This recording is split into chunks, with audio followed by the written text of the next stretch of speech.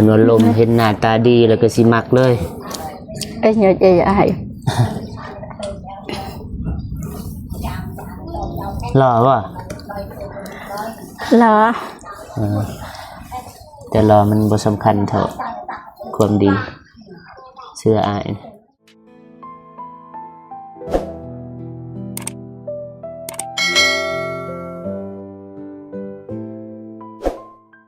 พี่น้องกับทักทายสบายดีเด้อสวัสดีพ่อแม่พี่น้องเบิดสุขสุขคน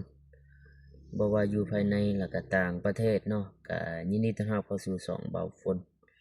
ลาวไต่อีกเส้นเก่าเส้นเคยนะพี่น้องเนาะพอดีช่วงนี้เบาฝนก็ห่างเหินนะพี่น้องเนาะบ่ได้ถ่ายคลิปปานใดประมาณอาทิตย์นึงได้ประมาณอาทิตย์นึงบ่ก็ 4-5 มื้อนะพี่น้องเนาะก็ขอโทษขออภัยพอดีเบาฝนพักรถนะพี่น้องเนาะเพราะว่าฝนตกสีเดินทางต่อมันก็ยากนะพี่น้องเนาะเพราะตกแห้งแต่ว่าตอนนี้ก็เริ่มคอยแล้วพอดีผ่านทางบ้านนงเดิมพี่น้องเนาะบางเทื่อบ่ฝนก็สิแวะเข้าไปหาทางนงเดิมเพิ่นเนาะเพราะว่าดนนะบ่ได้เข้าไปหาแล้วก็14นงเดิมก็คอมเมนต์ไลน์อยู่เนาะมีแต่ให้เบาฝนไปหาน้องเดิมเนาะมื้อนี้บางเทื่อมื้อจะหน่อยเบาฝนก็สิแวะไปหาทางน้องเพิ่นแต่ก็บ่ได้นัดเนาะพี่น้องเนาะบ่ฮู้ว่าน้องเพิ่นอยู่เรือนอยู่ซ่านบ่โอเคไปจะได้ก็มีแต่ว่าไปเบิ่งไปชมนํกันเนาะพี่น้องเนาะก็พอดีเข้ามาทางบ้านน้องเดิมฝนบ่ตกเนาะพี่น้องเนาะ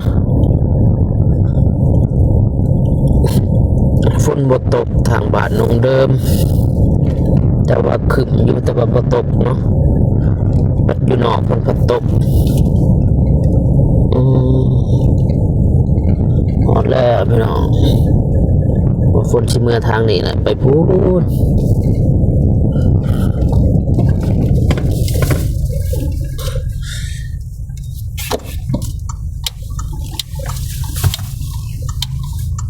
บ่าบูบูบ้าบ้าบูบ้าบ้าโอ้โห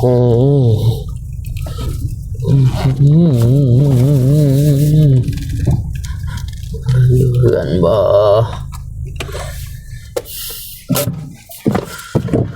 อยู่เหือนบ่หนังเดิม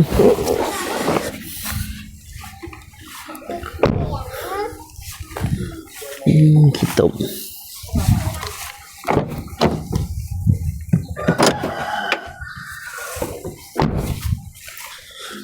แล้ว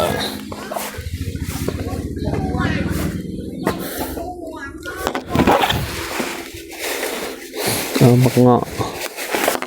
บักโผดมาให้น้องมันอยู่เฮือนบ่เด้อยู่เฮือนบ่เด้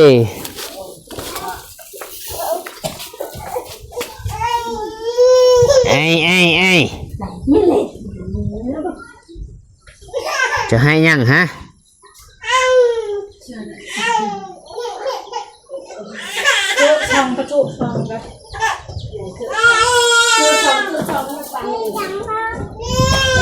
มื้อนี้แต่งตัวงามแท้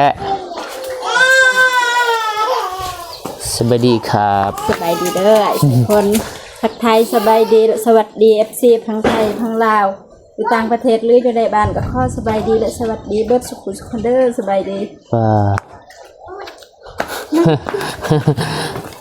น้องเดิมได้กินอยู่บ่ข้าวโพดส่วนกินอยู่บ่ได้กินอยู่บ่ส่วนใจหลายๆเด้อใช่ค่ะได้คือฮู้ว่าได้บ่ซื้อมาดอกข้าวโพดได้จนเทื่อบ่ได้ปลูกบ่อยู่นี่คือว่าปลูกอยู่บ่ได้ปลูกบ่อยู่นี่ไหนสวนกาแฟบ่ได้เห็นหน้าดนล่ะแม่นบ่ใจหลายๆเด้อวันนี้ผู้ใดมาหาวันนี้บ่มีไผเอ้ามื้อซืนบ่มันจะแม่นมื้อซืนเป็นบ่เจ็บบ่ลง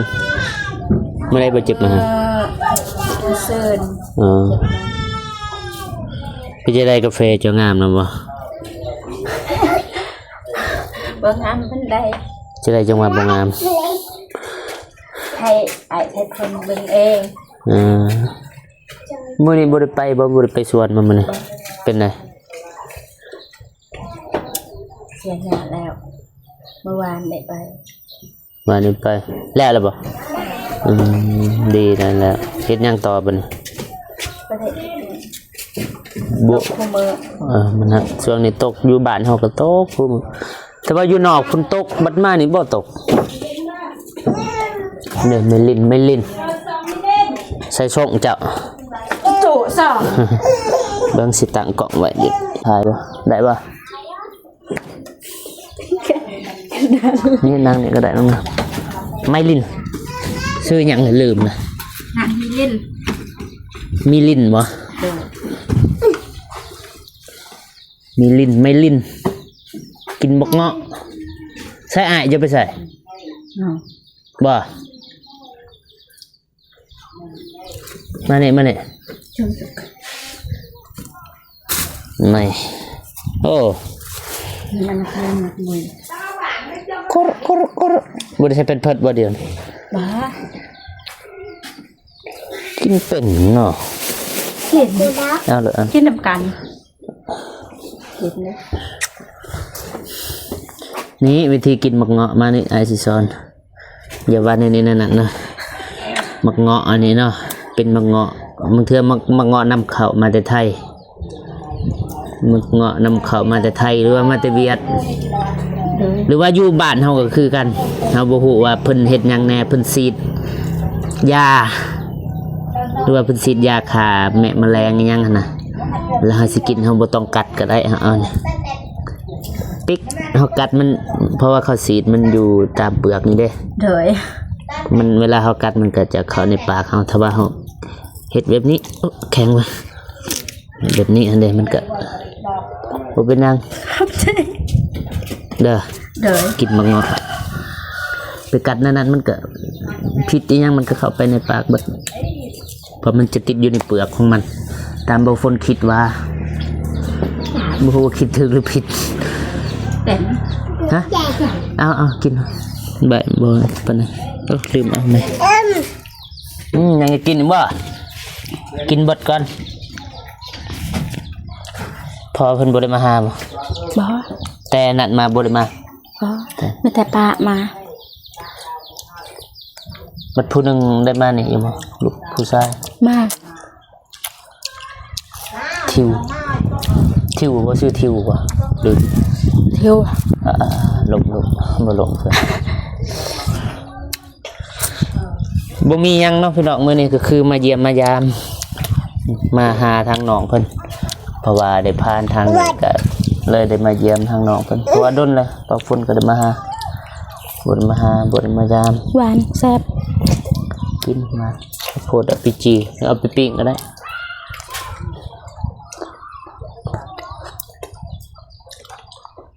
บ่ได้ไปลิ้นเพิ่นบ่ต้องไว้บ่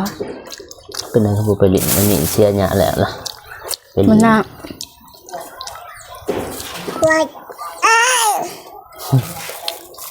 ไปเลยไป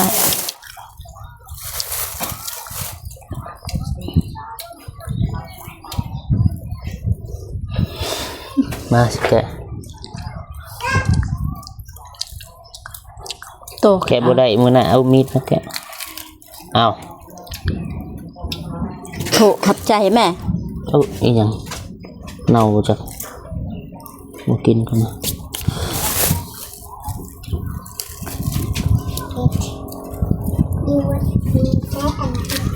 เอา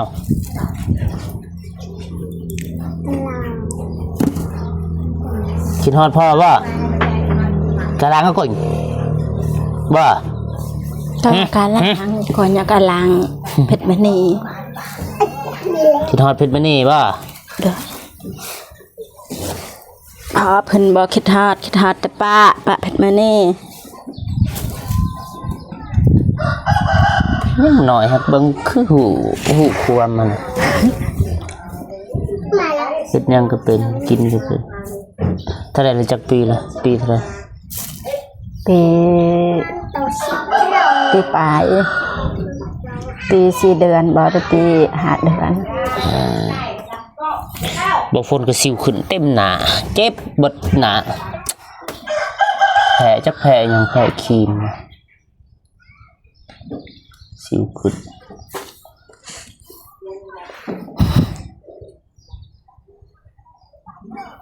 ก็เปียแล้วเอา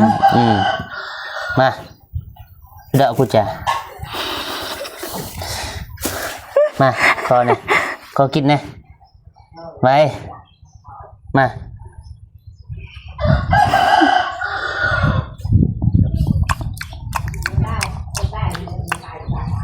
เอา อีเถาะกูอยู่ได้เลย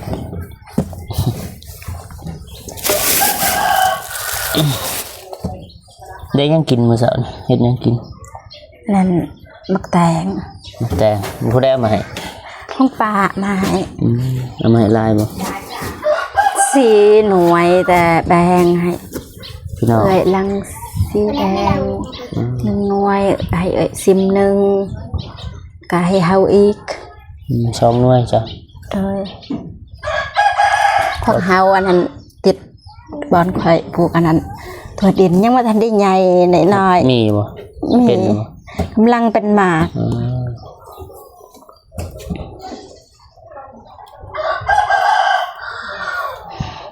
กินฮอดอ้ายบ่ไอ้ทิวแม่ไปใส่ ทั้งนั้น พ่อไปใส่บ่ ก็ไป ไปหาพ่อบ่ไปหาพ่อสุริพร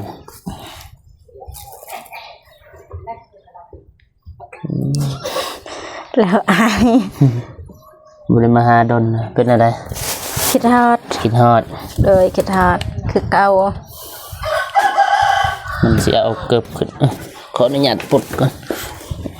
ปวดจักมือเลยบ่ฝนบุรีมาหา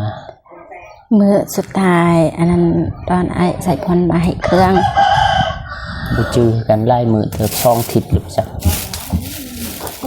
บ่ได้อ้ายก็บ่ชูถ่ายคลิปเด้บ่ได้ลง อย่าดูดอามาจุอะไรจิ อยู่นี่ก่อน อามาจุอะไรจิ ฮะบ่ให้กินเด้มานี่มา จะให้ทุกจ้ะ เอา เยอะว่ะ นั่งมานี่นั่งนี่ก่อนเ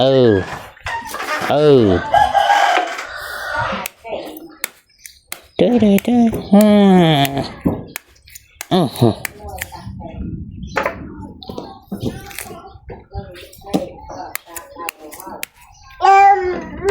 เมื่อวานคอยอันนั้นไปปลูกกกมักพริกใส่อันนั้นบอนเฮาปลูกมักถั่ว อยู่ใส่อยู่นี่บ่ โดยแล้วก็ไปหาหน่อไม้น ไปกับไผ ำคนเดียว อยู่ใกล้ๆนี่บ่ โดย บ่ย่านบ่ บ่ไปใส่มาใส่ก็ไปคนเดียว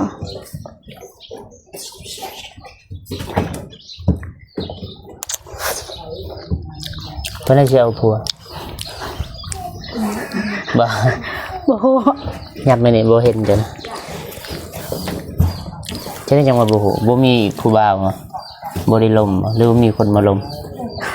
บ่เอาว่าตรงๆไปอ้ายขอทางเสือกเรื่องชาวบ้าน น้องเอิ้มก็บ่ได้ลมผู้บ่าว บ่ได้ลมบ่ บ่ผู้บ่าวก็บ่ได้มาหา ฮักในใดผู้บ่าวบ่ได้มาหา ผู้บ่าวบ่ได้ ความหมายว่ามีผู้บ่าว โดย แต่ว่าผู้บ่าวบ่ได้มาหารถบ่เจ็บบ่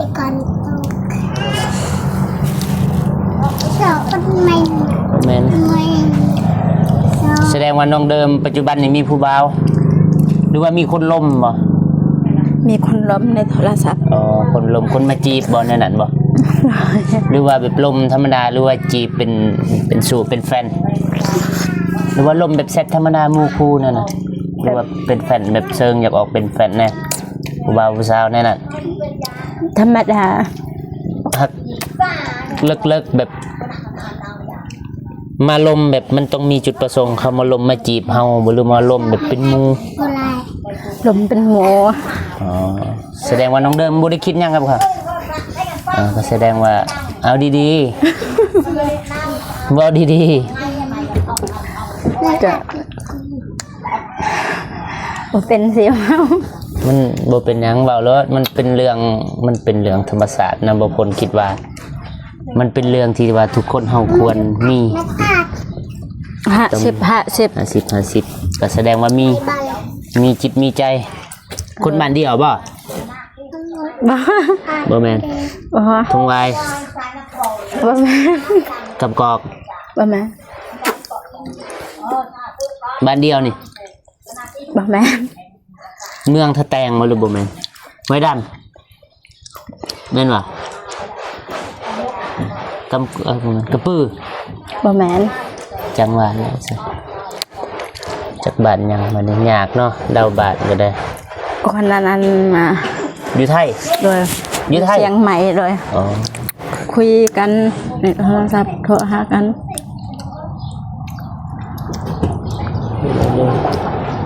บ่เป็นหยังลมได้ลมจำลมซื่อๆเฮาก็เบิ่งสำคัญคือเบิ่งจิตใจบ่แม่นว่าลมเห็นหน้าตาดีแล้วก็สิมักเลย ไอ้เหนื่อยใจอ้าย หล่อบ่ เหรอ แต่รอมันบ่สำคัญเท่าความดีเชื่ออายรอก็ยาคันเขาบ่ดีอยู่บ่ฮอดเดือนดอกเราสิอยู่นำเขาบ่ฮอดเดือนดอกแล้วก็มันต้องมีปัญหามันจะตามมาเนาะบ่รออยู่แต่ว่าใจดีมันก็อยู่ได้ โดย มันอยู่ดนได้เด้จะได้ก็แล้วแต่ก็เบิ่งจิตใจไปก่อนสำคัญบ่ได้ห้ามบ่ให้มัก โดย แต่ว่าอยากให้ศึกษาเบิ่งใจ สาใจกันก่อน เฮาสิตัดสินใจยังคือเฮาเลือกครูนี่ก็เป็นเรื่องที่แบบต้องละเอียดแล้วก็เป็นเรื่องที่ยิ่งใหญ่บ่ฮู้คนอื่นนะสำหรับส่วนตัวบ่ผลเป็นเรื่องที่ยิ่งใหญ่เฮาสิตัดสินใจอยู่กับผู้ใดผู้หนึงนั่นน่ะบ่แม่นว่าอยู่แบบพันว่าเอากันน่ะบ่แม่นว่าคิดอยากปะยามใดก็ปะมันฮอดจุดนั้นมันปะก็ยากบ่ได้ง่ายคือเฮาคิดนะว่าคันอยากปะยามใดก็ปะยากเห็นหลายคนอยู่ซ้ำปะได้สมมุติว่าผัวจะบ่ดีหรือว่าเมียจะบ่ดีจะอยากปะมื้อนี้บ่ได้มันต้องสะสมพูนเป็นปีครับจังขาดกันได้ดีบ่ดีบางเทื่อจะยังมักอยู่จะจำเป็นจะต้องปะด้วยหลายเหตุผลหลายปัจจัยชีวิตคู่ก่อนเฮาสิตกลงอยู่นำกันก็ต้องได้เบิ่งใจกันให้มันละเอียดแต่บางคนเบิ่งใจก็มีแล้วก็ผู้ชายนะบ่แต่ผู้ชายผู้หญิงหรอกตอนคบกันตอนเอากันใหม่ๆนี่ดีอนาคตอีกปี2ปีข้างหน้าเปลี่ยนจากหน้ามือเป็นหลังมือเนาะแต่นี่เว้าเรื่องอนาคตมีไผฮู้แต่บ่ฝนก็ยาแหละบ่ว่าดอกบ่ฝนอายก็บ่ได้ดีหรอกแต่ว่าคิดว่านะประมาณนั้น สำหรับน้องเดิมอ้ายใช้พรดีตลอดทุกเวลาซอยเรือน้องเดิมตลอด มีบนดีมีบนบ่ดีแน่คนเฮาปะปนกันไป โดย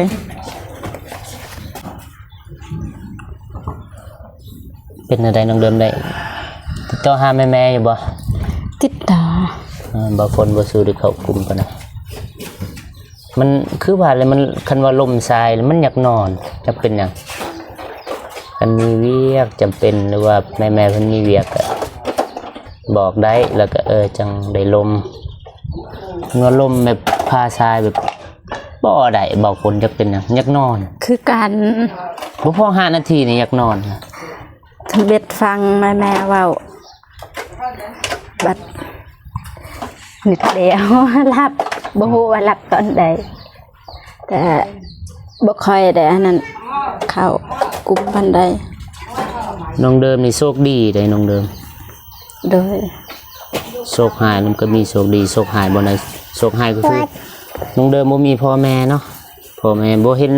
เคยเห็นหน้าพ่อแม่อยู่บ่ เห็นมา โอ้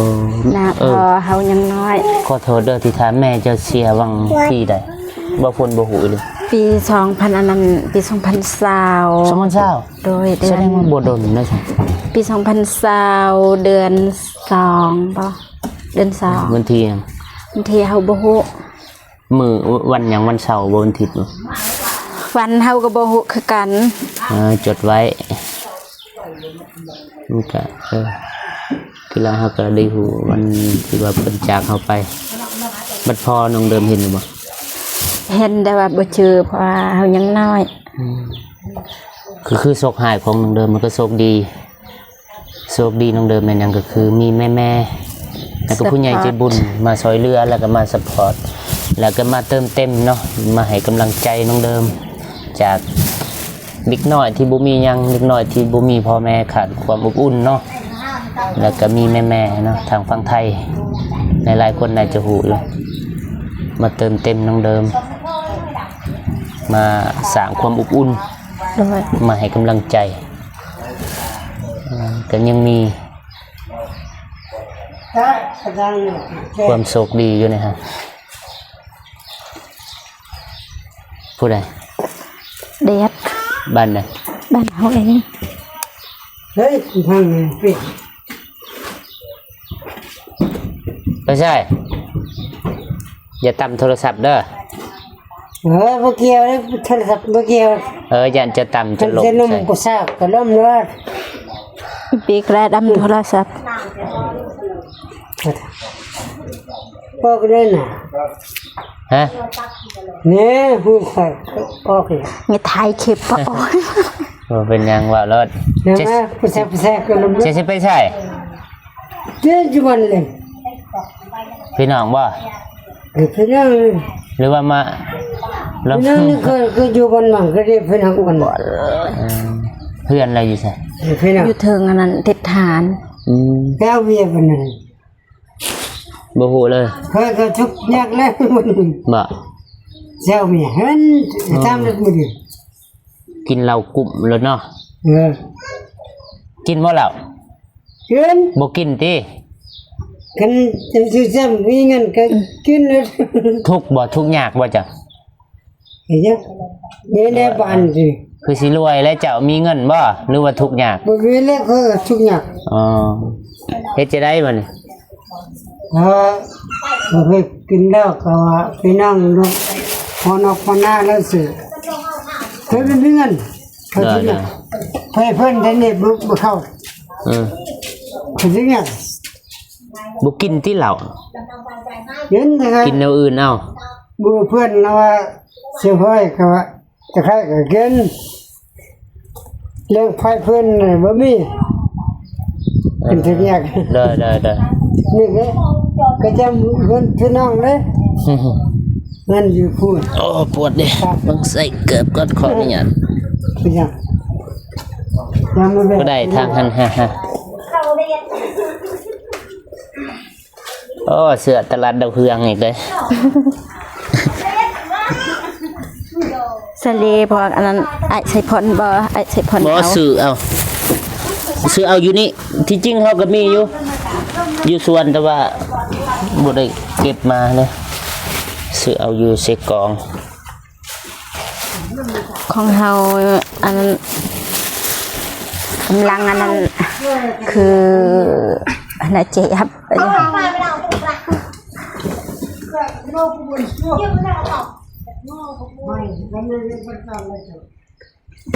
ตะบัดเงิน บรรยายประตางานรอโทรศัพท์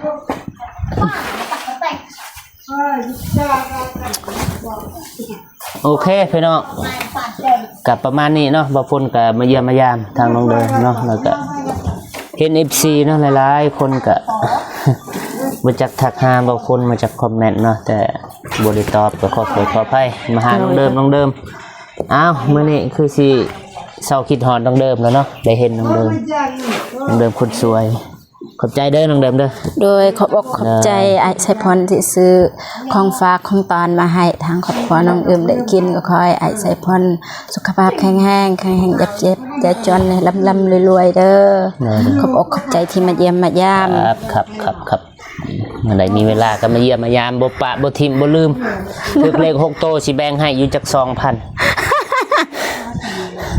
ถึกจัก2ตื้อสิแบ่งให้อยู่ 2,000 2,000กีบไปดังเดิม 2,000 คลิปก็เอา ว่าบ่มีดอก2,000กีบระดับiPhone นี่บ่มีโอ้ยถึก6โตปานน่ะโอเคเนาะพี่น้องเนาะมีแต่ว่าบ่ฝนก็บ่มีหยังมื้อนี้มาเยี่ยมมายามมาถามข่าวน้องเดิมเป็นอะไรจิตใจคือบ่ฝนได้ถามอยู่เรื่องใจก็มีอยู่คนลมเพิ่นว่ามีแต่ว่าถ้าติดตามไปนำกันเนาะพี่น้องเนาะติดตามชีวิตน้องเดิมเพิ่นแหละจนอะไรเด้สิว่าจนจบพุ่นแหละ แต่ตอนนี้จบ สร้างขอบสร้างครัวสิสร้างหรือบ่สร้างคำว่าสร้างก็สร้างก็บ่ได้ผิดแต่ก็อยากให้เบิ่งเป็นคนดีหลักๆก็คือคนดีเน้นที่สุดก็คือคนดีนะพี่น้องบ่เน้นรอเน้นงามแล้วแต่เพราะว่าความดีก็คือเฮาสิอยู่นำกันตลอดไปนะพี่น้องเนาะโอเคพี่น้องก็ประมาณนี้มีแต่บ่ฝนก็สิขอจบคลิปเนาะก่อนอื่นหมดบ่ฝนขอบคุณใจผู้ใหญ่ใจบุญทุกท่านที่เข้ามาเบิ่งมาติดตามรับชมสองของบ่ฝนแต่ต้นจนจบนะบ่ฝนขออวยพร